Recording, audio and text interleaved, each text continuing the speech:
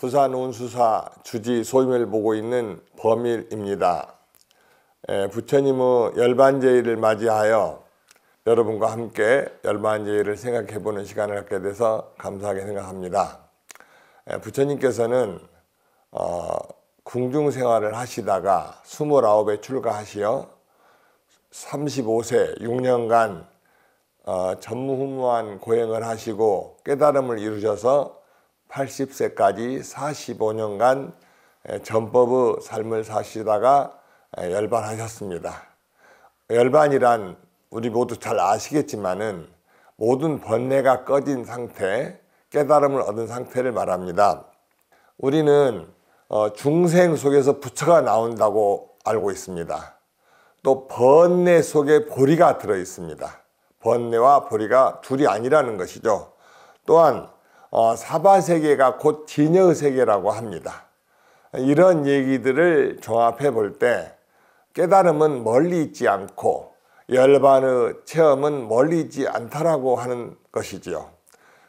우리는 살아가면서 무엇으로 살아가냐 하면은 정신은 생각으로 살아가고 육신은 음식으로 살아갑니다.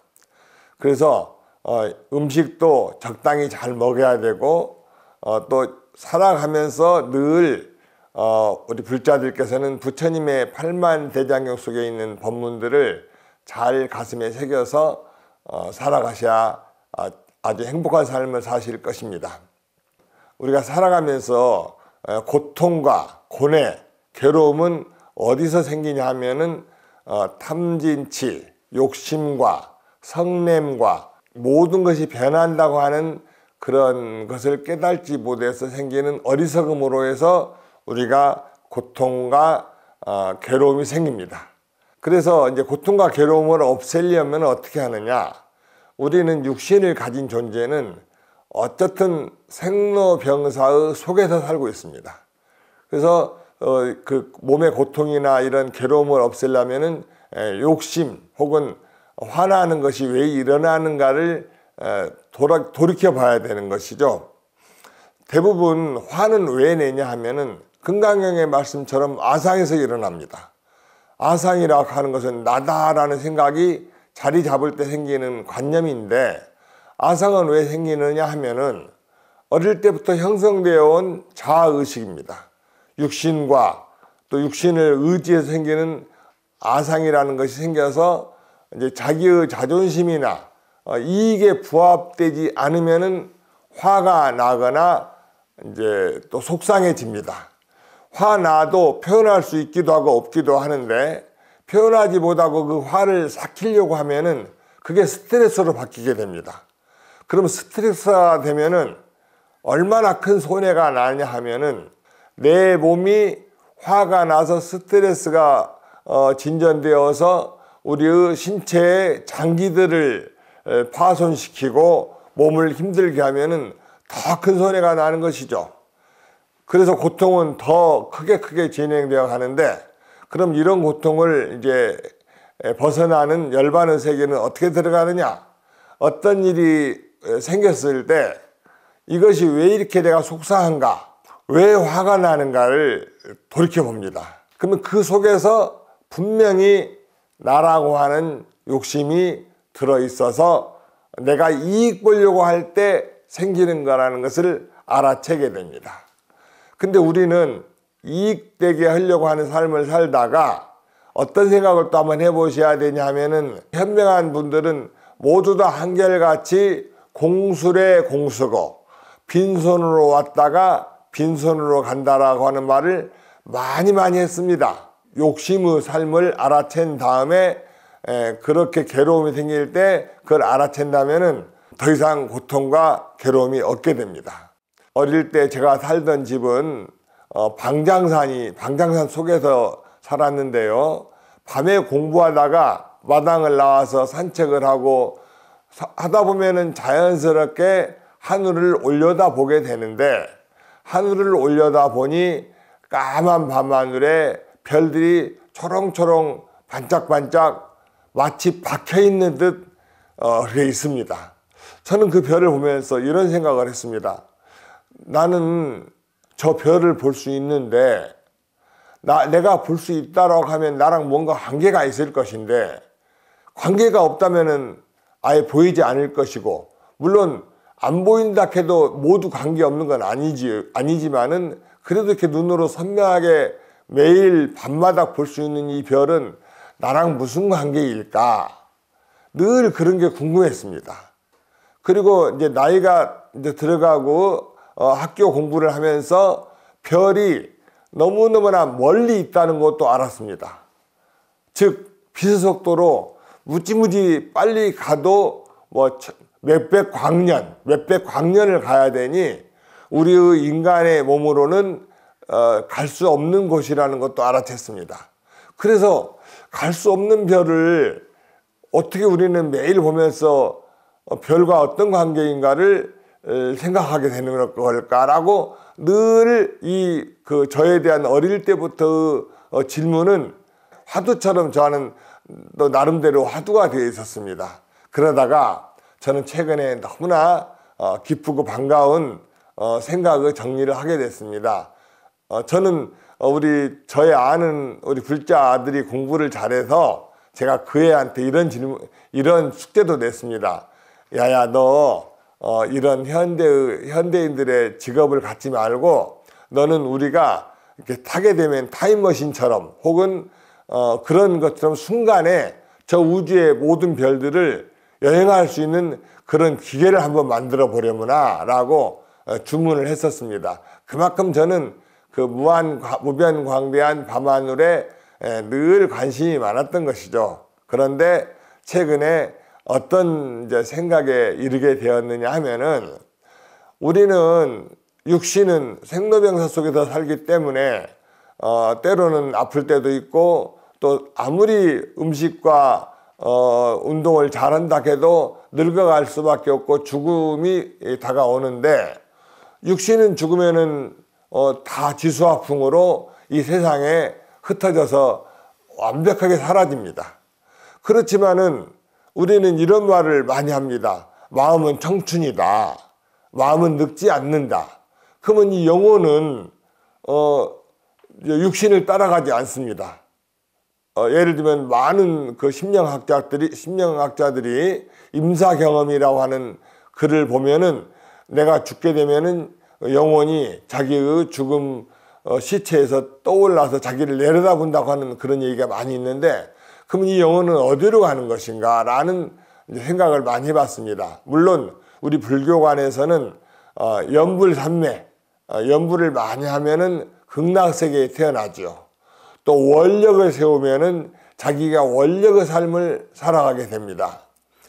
그래서 옛날 범어사에서 조선시대에 스님들에게 너무나 노역을 많이 시키고 강요하고 탄압을 해가지고 스님들이 아주 힘들게 사시는 것을 보고 낭백 나간 스님께서는 스님의 삶을 사시다가 어느 시기에 절에서 내려가서 팔송 그 마을에서 집신을 삼아서 사람들에게 나눠주고 참외 오이를 심어서 걷는 여행객들에게 나누어지고 밭을 갈고 해가지고 좋은 일, 즉 평생을 그런 좋은 일을 하시다가 열반하셨는데 그 후 약 20-30년이 지난 다음에 동네 부사로 온 사람이 이제 범어사에 가서 느끼는 것이 너무나 익숙한 어떤 분위기, 처음임에도 불구하고, 그리고 이제 그 서지전에 어느 방문이 봉해져 있는데 그 당시 사는 스님이 이 방문은 이제 지금 20몇 년간 한 번도 연 적이 없습니다. 그래서 왜 그렇게 열지 못합니까? 그랬더니 여기에 열반하신 스님께서 이걸 열지 말라고 해서 제가 지켜지고 있습니다 라고 하니까 그러면 내가 한번 열어보겠다.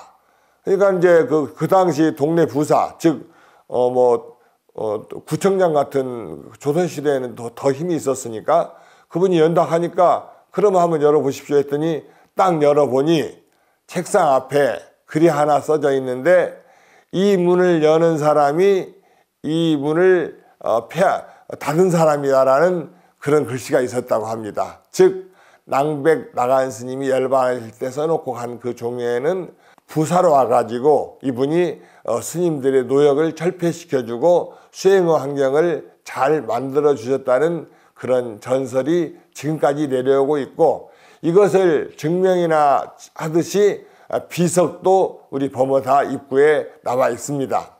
자, 이 얘기를 제가 왜 드리느냐 하면은, 우리는 열반하여서 이 목숨을 다하면은 나의 한평생 살아온 삶의 결과로 극락에도 갈 수 있고, 윤회하여 다시 자기가 살대로 태어날 수도 있고, 또 다른 4천여 개의 이상이 되는 우주 지구별에 가서 또 새로운 삶을 살 수 있다는 것입니다.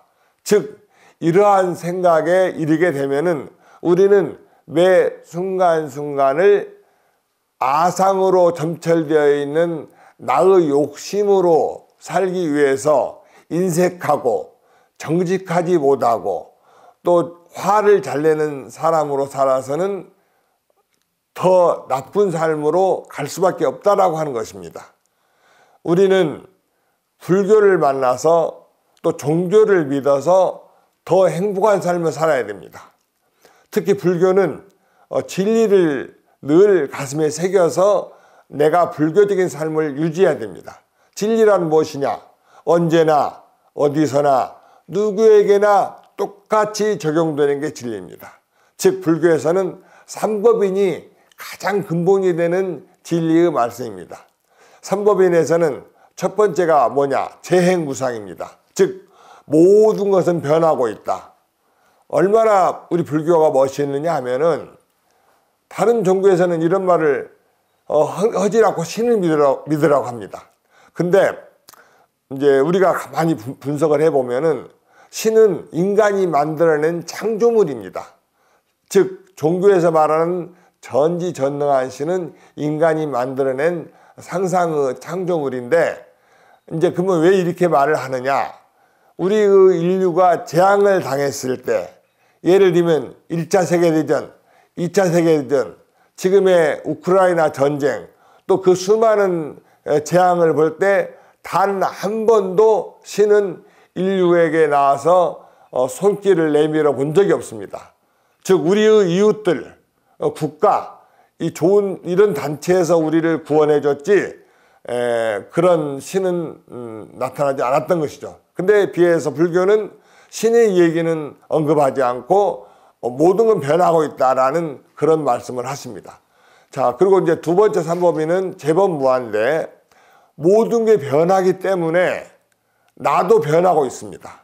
몸과 마음이 변하고 있습니다. 그런데 어떤 데다가 점을 두어서 나라고 할 것인가 라고 볼 때, 나라고 할 고정된 존재는 없다라고 하는 것이죠.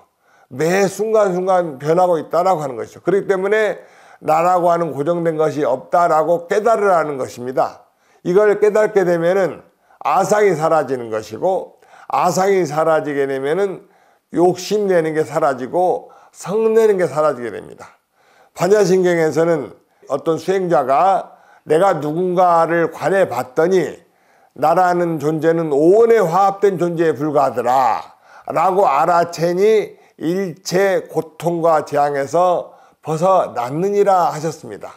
즉, 이 말은 모든 고통과 재앙이 나로 인해서 생긴다라고 하는 그런 말씀입니다. 삼법인의 세 번째는 이제 보통 우리 책에는 열반적종으로 나오는데, 저는 일체계고를 더 좋아합니다. 일체계고까지 이르러서 사법인이라고도 하는데, 왜 일체계고를 넣느냐? 이 세상은 우리가 착각을 하는 수가 많습니다. 무엇을 착각하느냐? 행복할 때는 너무너무나 좋아합니다. 근데 사실은 그 행복의 이면에는 반드시 고통이 기다리고 있습니다. 그래서 이 세상 모든 것은 다 고통이다라는 그런 의미입니다. 그럼 왜 고통이냐?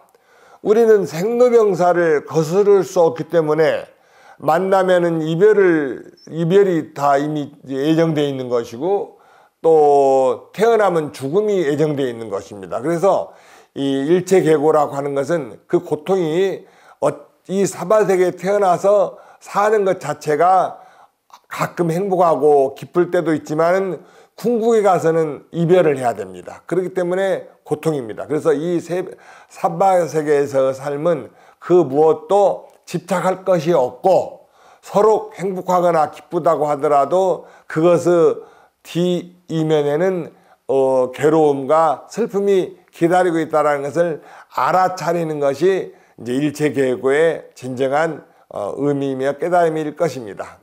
열반이라고 하는 것은 모든 번뇌가 꺼진 상태를 말합니다. 모든 번뇌는 어디서 오느냐? 나라고 하는 나라고 하는 자아의식에서 생기는 것이죠. 그래서 이 자아의식에서 그러면 나를 없앨 것이냐? 없앨 수는 없습니다. 우리는. 그러면 어떻게 하느냐? 이제 어떤 일에 봉착해서 혹 화가 많이 나신다 라고 하면은 그때 알아차리시면 됩니다. 즉, 내가 아상에 지금 집착하고 있었구나. 그래서 화가 나는 것이구나. 그러면 나는 속고 있는 것이다 라는 것이죠. 또 이제 고통은 어디서 오느냐? 내 것이다라고 하는, 아상이다라고 하는 것에서 너무나 집착해가지고 내가 원하는 것이 이루어지지 않거나 할 때 또 고통은 생길 수 있습니다. 이것도 역시 이제 그걸 알아차리면 되는 것이죠. 그래서 우리는 번뇌 속에서 보리, 즉 우리의 이 일상적인 삶 속에서 내가 알아차리는 것이 바로 보리의 삶이 될 수 있는 것입니다. 또 사바 세계 속에서의 진리의 세계, 진여의 세계, 즉 우리가 따로 좋은 환경의 수행처나 따로 어디를 찾을 것이 아니라 내가 사는 이 삶 속에서 공부도 해야 되고 깨달음도 해야 되고 보살의 행도 해야 됩니다. 그렇다면 어떻게 하는 것이냐? 자기 나름대로 그 환경에서 남을 위해서 사는 것을 생각을 해야 되죠. 저는 요즘에 우리 불자들께 법문을 할 때 손해보는 삶을 삽시다 라고 말씀을 합니다. 손해보는 삶은 뭐냐? 내가 남에게 열을 받았으면 나는 20, 30을 내놓는다 라는 마음으로 삽니다. 나한테 이익되지 않는 삶을 살도록 꾸준히 이렇게 노력을 합니다.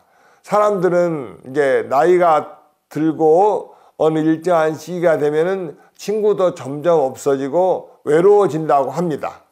왜 친구가 없어지고 외로워지느냐? 나이가 먹어서가 아닙니다.